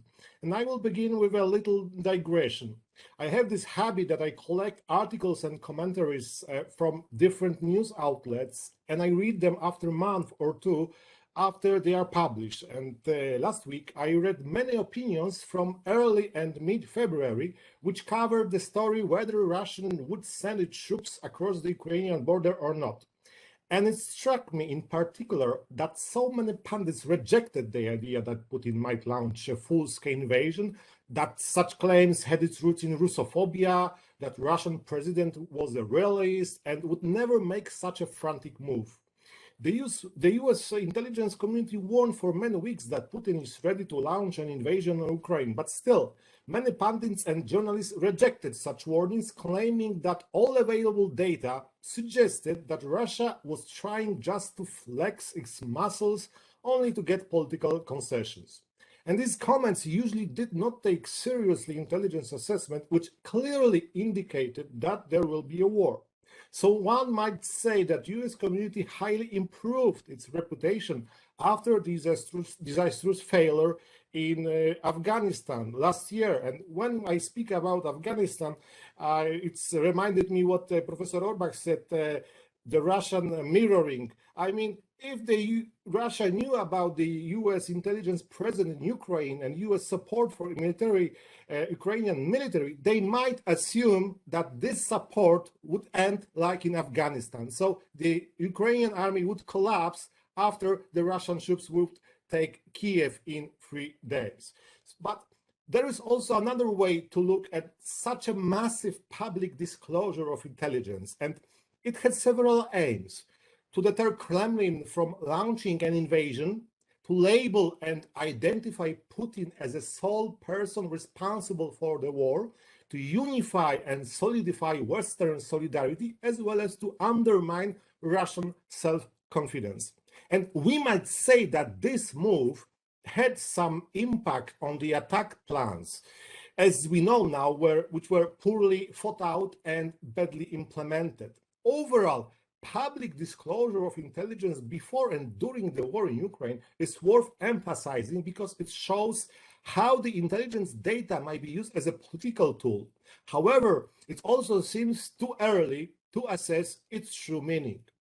So, if the US intelligence was accurate, one might say that Putin's decision to invade Ukraine was made by a series of miscalculations. Firstly, it seems that Russia, and it's obvious it was said, underestimated Ukrainians, especially operational capabilities, willingness to defend their homeland, durability, resilience towards Russian propaganda. Secondly, it might be difficult to identify the flaws within the intelligence cycle, whether they were intently biased, tailored to meet Putin's expectations, or just resulted from poorly managed human sources. If we look at the stages of intelligence cycle, namely collection, processing, analysis, dissemination, I would claim that if the raw data was correct and depicted the reality on the ground, in other words, that Russian intelligence did report that Ukrainian army will resist, because I assume that there were some reports. And this kind of reports might be evaluated, and I'm not sure, but I assume that they were evaluated at Moscow's intelligence headquarters as unwanted. And then they were rewritten to meet Putin's perception of Ukraine as a failed state. Overall, it's obvious that Russian intelligence stations spread around the world received instructions to collect the data about the Western reactions regarding the possible invasion. We don't know what Western diplomats, journalists, politicians, or businessmen were telling Russian spies before the 24th of February. But it seems that reports prepared after such meetings did not highlight a scenario including start reactions and enhanced sanctions, or not mentioned weapons deliveries. So nobody in the West believed in the attack, so nobody talked with Russian undercover intelligence officer about the harsh response. And this might also influence Putin's decision to launch a full-scale attack. Moscow also underestimated how the annexation of Crimea in 2004 became a defining event for Ukrainian society. And it's this also very important and sometimes omitted within the intelligence analysis. When it comes to intelligence assessment, however, there were also many claims that Ukraine would not hold very long. Moreover, some studies, for example, by Jamestown Foundation, suggested that Western arms and equipment sent to Ukraine was unlikely to be put to good use. And around $2 billion of US spent on modernization of the Ukrainian army had no effect. Moreover, even General David Berger, the commander of US Marine Corps, admitted in mid-March that the computer models would have said Russia wins in 72 to 96 hours, and they cannot explain why Ukraine is still hanging on. Fortunately, such analyses were not correct, and this is also the proof of the advantage of human brain over computer modeling, but still, we don't know how it will be in the future. So the US intelligence did not only predict the war, but it helped Ukraine to improve its intelligence capabilities.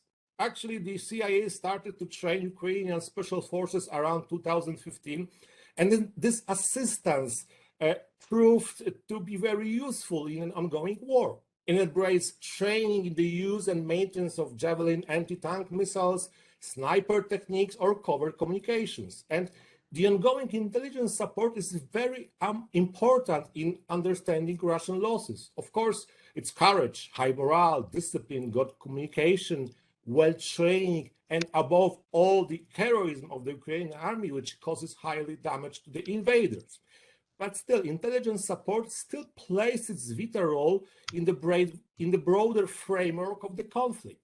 For example, the US military has applied an extensive ISR, which is intelligence, surveillance, and reconnaissance to Ukraine's neighbors, to Poland, to Romania, and these units include Reaper drones, Boeing Rivet drones, or Boeing AWACS planes. And they are tasked with constant monitoring the Russian moves, eavesdropping on communications, and collecting imagery intelligence.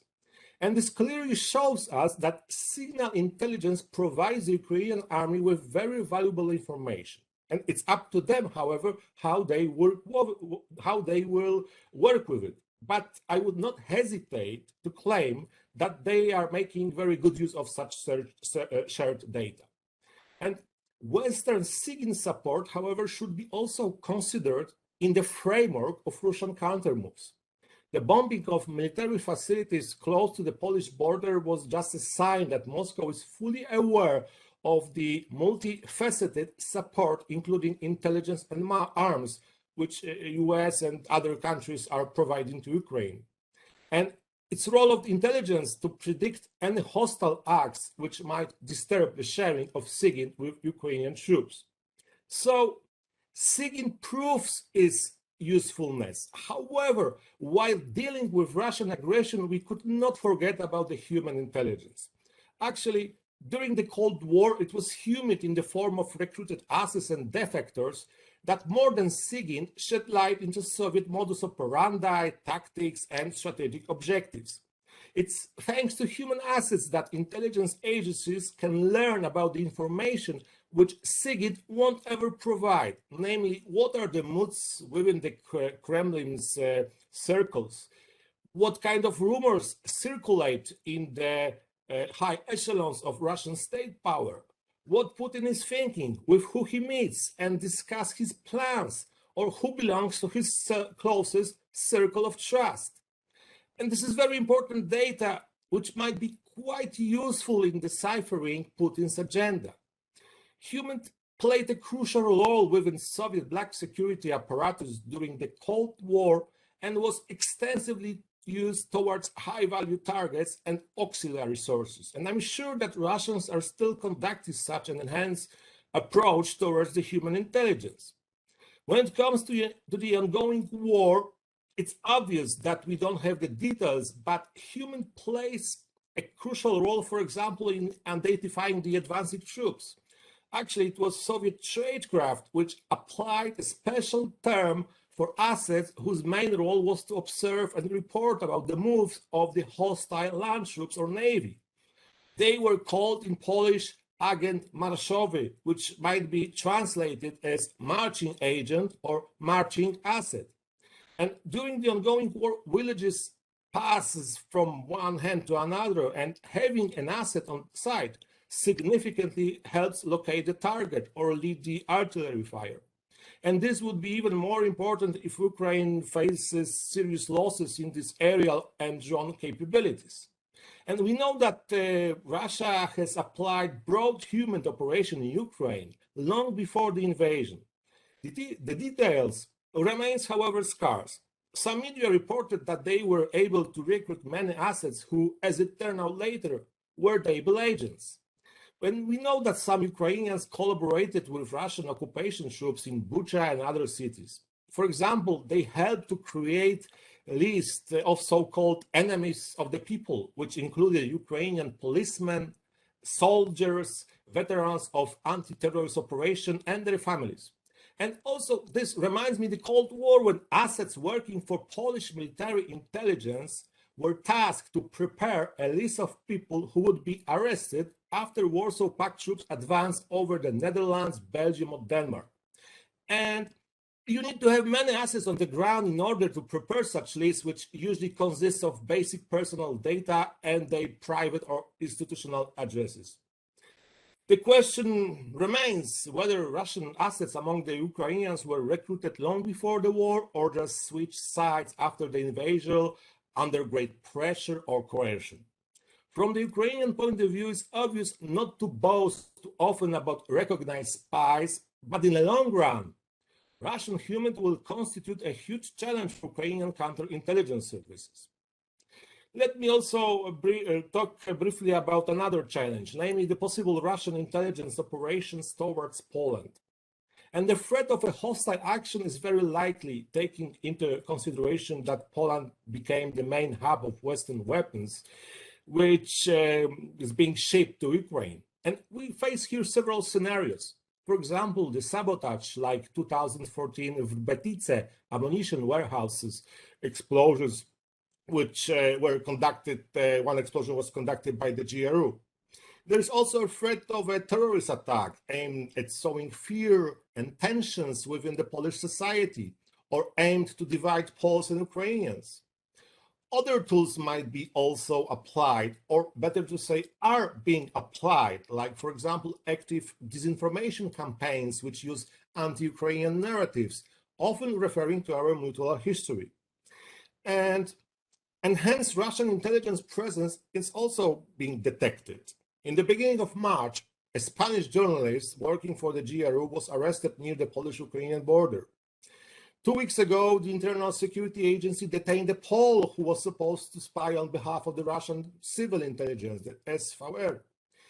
The man worked in one of the city offices in Warsaw, where he copied the data and passed it on the Russians. The court arrested him for 3 months. And to counter such threats, Poland expelled recently 45 Russian diplomats suspected of espionage. And such expulsion has always a significant impact on the Russian station capabilities, with Secret Wars being frozen for some time.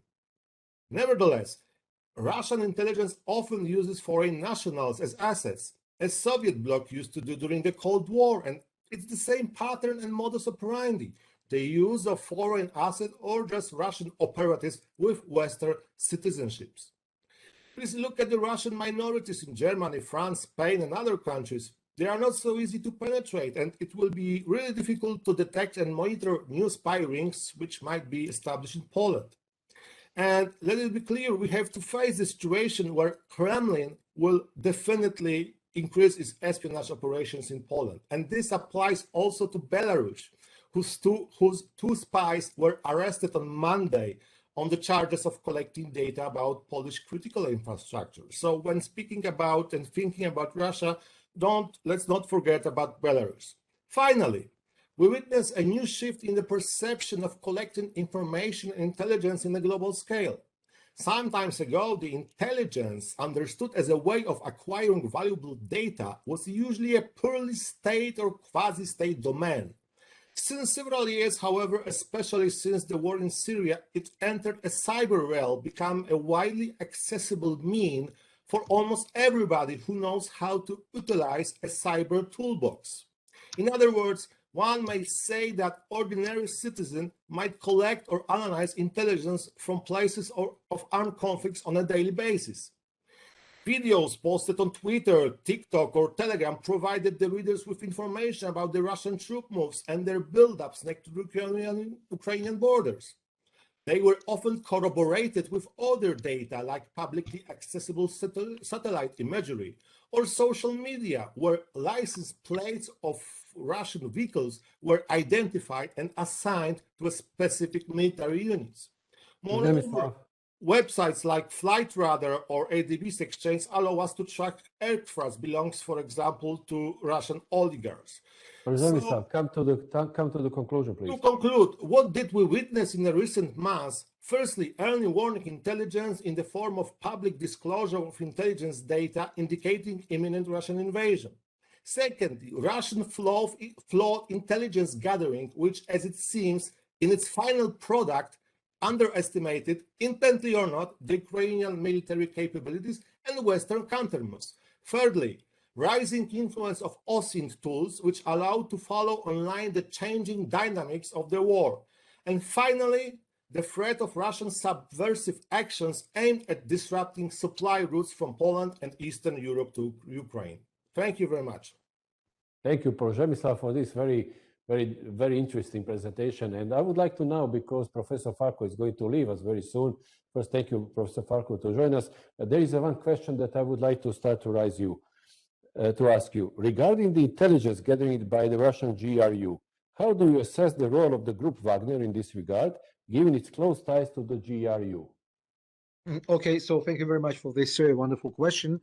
I think that we've seen proved ties between these two organizations. To my opinion, the GRU is actively using this specific organization and many others, exactly as they do use different networks of cyber criminals and hackers across the world, not only the Russians, but also the Belarusians. I think that during the last years, they developed this modus operandi of hiding themselves behind these facades of other organizations, allegedly non-state organizations in Russia, such as the Wagner Group, and also in other countries. So, given their lack of accessibility to foreign targets, I do think that they will try to use as much foreign and Russian non-state platforms as possible. And among them, again, is and will be this organization called the Wagner Group. Thank you very much for the answer. Professor Shlomo, there is another question that might be interesting for you. The question is, what if the Russian intelligence services intentionally manipulated with Vladimir Putin? I would be cautious about the word intentionally manipulated, but in intelligence, we have the issue of telling truth to power. This is a big problem. How do intelligence chiefs come and tell what they think the truth is to someone whose powers over them is so great that in one day he can remove them or change their career or even threaten their lives? You tend to moderate bad news and to expand good news. It was mentioned here, Danny Obach mentioned the impact on foreign visitors in Russia about such things like the May Day parade with great tanks and soldier parading down the Red Square. We remember how that influenced US intelligence assessments in the 1950s in the so-called missile gap, in which in the May Day parades, the Soviets took the same bombers and they flew again and again and again over the Red Square, and some military attaches were counting and saying, oh, the Soviets have 100 or 400 bombers, whereas in fact they had 20 or 40. But certainly I think that Putin did not get the full story. On the other hand, they would be very careful because he himself is an intelligence officer. He has experience, and above all, okay, in his intelligence career, which is sometimes overestimated, we should remember he was a junior officer. He was not a director of any intelligence service, but he understands one thing. He knows to ask the right questions. Unfortunately, many leaders do not. A lot of Western leaders who have no knowledge of intelligence simply expect everything to be on paper in front of them. Putin at least knows to ask the right questions, and they find it probably more difficult to give him total nonsense. So I think he had a pretty good picture, but we've seen his reaction earlier on towards the head of intelligence when he forced him to state in front of cameras his support of the independence of the Donbas republics, and to treat your own intelligence chief in a very demeaning way like this, to my opinion, shows how little he holds them as people and not as mechanisms. Thank you, Shlomo. Darko, one question for you, and then I might also add something to later. How would this crisis influence Western Balkans countries' policies towards Russia regarding gas dependency? Well, good question, because we are facing the major problem in Serbia because of the previous Russian intelligence network in Serbia. Our previous government, I will freely say, gave to Russians our oil industry. So oil industry now of Serbia belongs to Russia. And we are now facing that your country, Croatia, can sanction it, basically oil coming from Janaf, oil, of course, oil pipes from the Adriatic Sea, as well as our other neighbor, Bulgarian. They might stop also natural gas because they're going to implement sanction not on Serbia but on the Russian assets and property in Serbia. So we had election, and I think a new government, even new old government, whatever, it's an issue of urgency, has to buy or nationalize whatever Russian assets in Serbia in order to avoid international sanctions. So I think that we are closing very, very, very, very fast, despite the results of Serbia.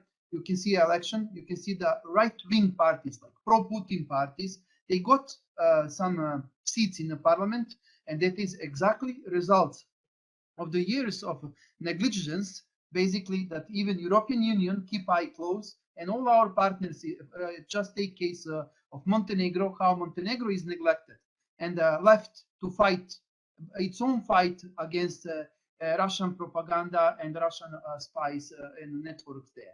So as you remember, one of our first meeting, Gordon, when I told you that if you sell whatever INA or oil industry to Russians, that Croatia will face long-term consequence. Now, Serbia, I was not mean to Croatia. I was, of course, with a good intention to tell you this. Now you see how in difficult position we are here. And as you know, Russians have a lot of, let's say, assets, not only in Serbia, but also in Bosnia and many other places throughout the Balkan, even in Greece.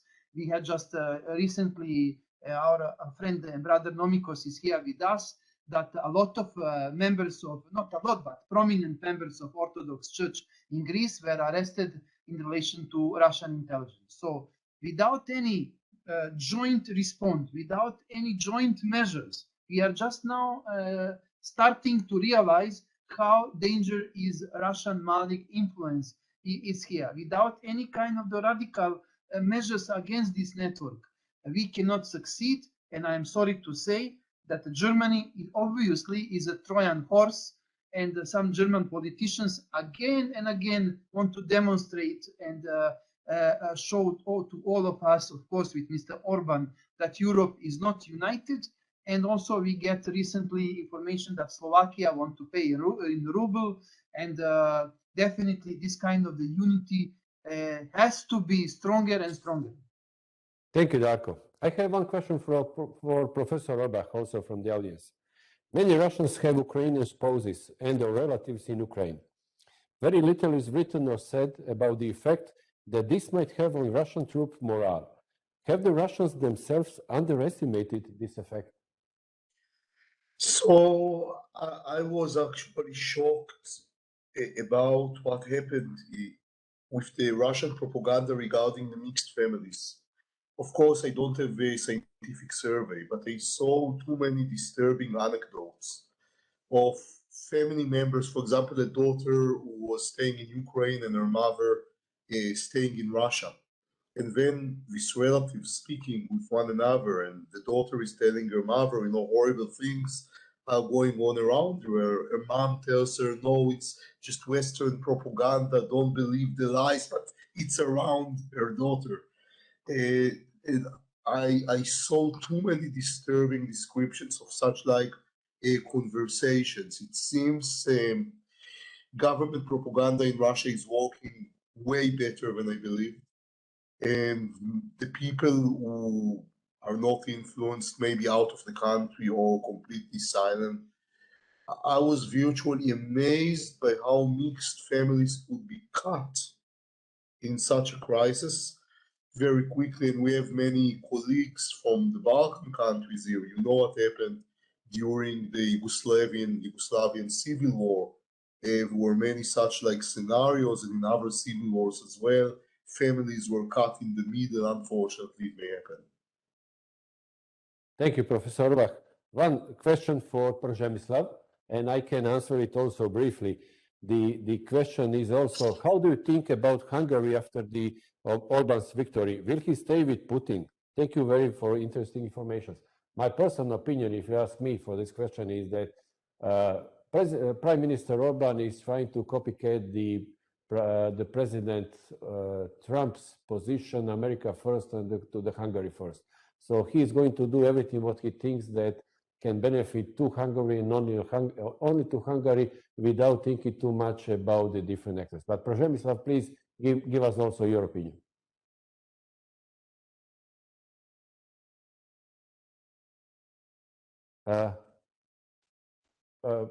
Hoćete uključiti Przemysłav, molim vas, mikrofon.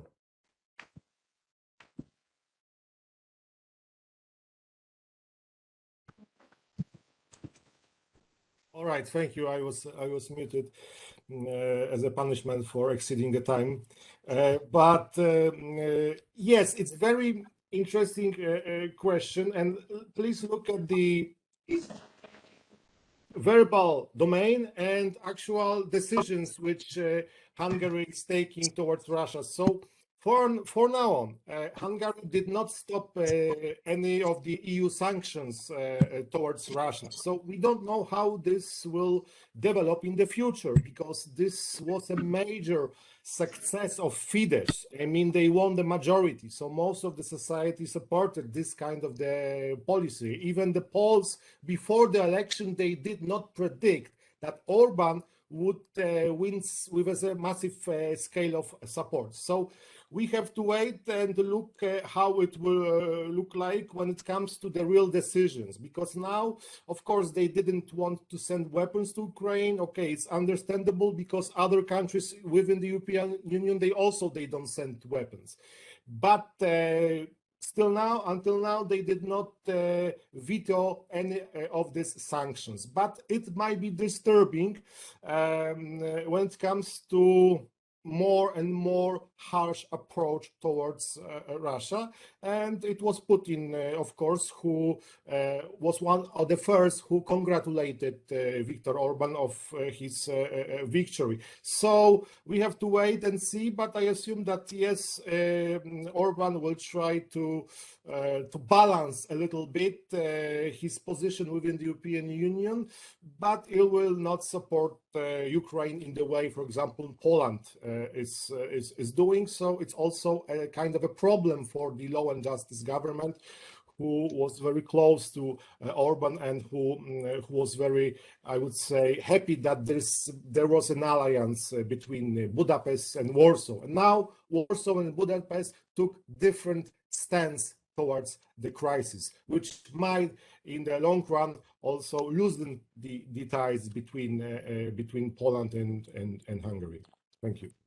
Thank you, Przemysław. And now we have a three questions that have come very close to each other. It's about the nuclear deterrence strategy and possible activities of the nuclear tactical on the larger one-scale weapons. Shlomo, please, would you like to answer those questions and at the end to conclude the conference? Thank you.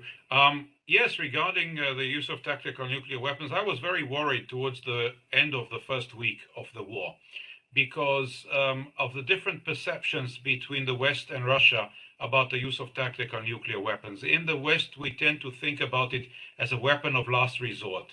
This is something that you use in order to stop an absolute disaster, absolute collapse in war, losing the entire war and so on. Survival, national survival.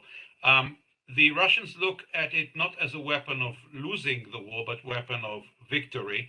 And they look at the American example with Japan in 1945.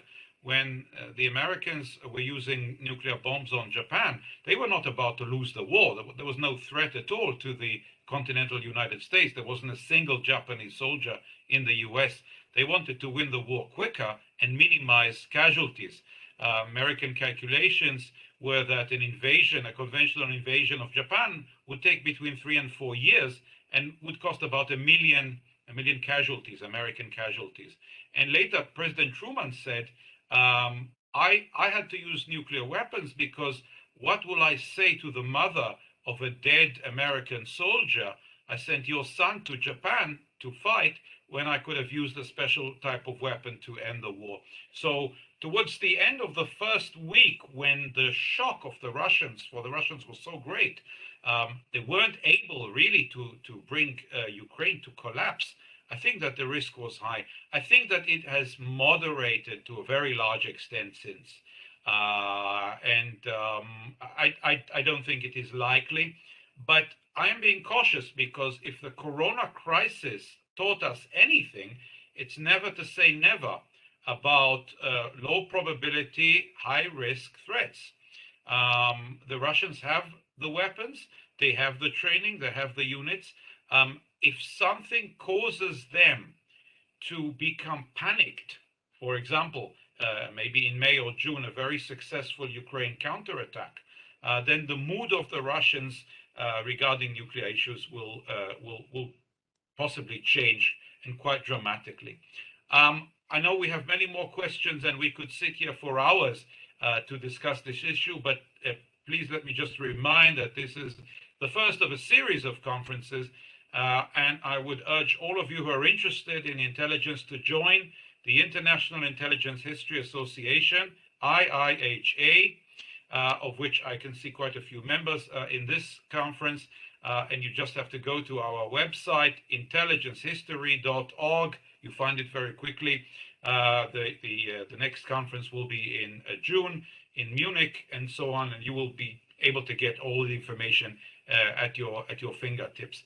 I would like to summarize, but not really summarize in a few words. Many of the papers presented here, excellent papers, they all dealt with different aspects of intelligence relating to this war. It's quite great because we haven't spoken, the different speakers, we haven't spoken among us before the conference. There was no time, everything was so tight. But there was no repetition. Everyone looked at different aspects of intelligence. And I think that it falls also under the heading of the limitations of intelligence. We spoke about successes and failures of Russian intelligence, of Western intelligence, of Ukrainian intelligence. And yet the war goes on, the bloodshed goes on, the terrible happening of the people of Ukraine goes on. And we also see the limitations of intelligence. There is no magic bullet. There is no magic wand that you can wave and intelligence provides answers. And I think it's a historical irony that due to the bravery of the the Ukrainians and the tenacity of the Ukrainian people, we all can sleep a little bit better at night, because this is the Russian army that should have sliced through all of NATO and reached the Atlantic coast in 3 weeks. Someone mentioned computer modeling about how quickly the Russians will win and so on and so forth. These were the absolute calculations of the Cold War. Without using nuclear weapons, the Russians were supposed to cut through all of NATO's conventional capabilities and reach the Atlantic coast in France, the other side of France, in 3 weeks. And we see that in 3 weeks, they weren't able to take even their very limited targets there due to Ukrainian bravery and tenacity. I think that teaches us a lot. But we have to be careful. We have to be careful. The West must not sit on Ukrainian laurels. The Russians are tough, they are flexible, and historically they have shown that they are quick learning. If we look at the lessons of the Second World War, when the Russians were caught totally by surprise and lost much of their weapons and frontline units, they were able to recover, to create military resiliency. And I think the situation in Ukraine is not the end. It's by no means the end. One of the intelligence issues that brightens the picture and wasn't mentioned here, we will mention it perhaps in the next conference, is that a lot of the most up-to-date Russian military systems were captured by the Ukrainians. And these are very sought after by Western intelligence services. We're talking about missiles, we're talking about the latest tank and protection systems, we're talking about electronic warfare systems, about communication, encrypted communication equipment. It's amazing how much of the most up-to-date equipment fell to the hands of the Ukrainians. This is a huge loss for Russia. Not only loss of the actual weapons, but they have to be not replaced, but updated and replace the technologies. This will take years, if not decades. And it puts the Western community in a better position, being able to deal with these Russian military system, which until now were considered to be very, very menacing and very, very threatening. I think I will stop here by thanking everyone. It's already becoming quite late. Thank you to all the speakers. Thank you to all the participants. Hope to see you in the next conference. Thank you, Gordon, for all your work. Thank you to everybody. And I think that in this place we should thank the Ukrainian people and wish them very well, each and every one of them, whether in Ukraine or as refugees elsewhere. Certainly the heart goes to these very, very brave people. I think that let's continue in the next conference. Thank you. Thanks to all and see you soon.